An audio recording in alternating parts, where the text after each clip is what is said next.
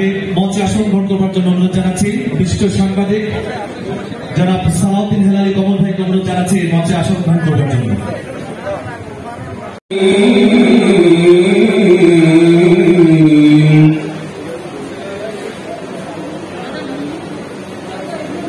لقد جاءكم رسول من أنفسكم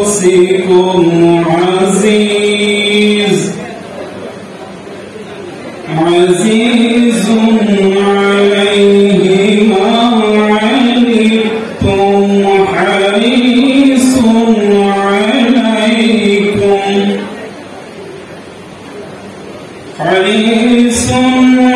عليكم بالمؤمنين। পরিবর্তন হলে আমার সমাজ পরিবর্তন হবে, আমার সমাজ পরিবর্তন হলে আমার মহেশখালী পরিবর্তন হবে, আমাদের দ্বারাই মহেশখালীর পরিবর্তন হোক এই আশা ব্যক্ত করে আমি সবার সুস্বাস্থ্য দীর্ঘায়ু কামনা করে আমার সংক্ষিপ্ত কথা এখানে শেষ করলাম।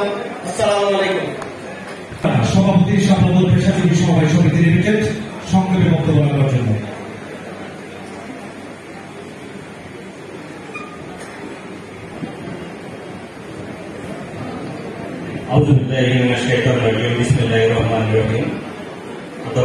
ধন্যবাদ জানাতে চাই মহান রব্বুল আলামিনের কাছে আমাদেরকে আজকে এখানে সামান্য কথা বলা শুরু করে দেওয়ার জন্য আজকের এই বিশাল কক্সবাজার জেলার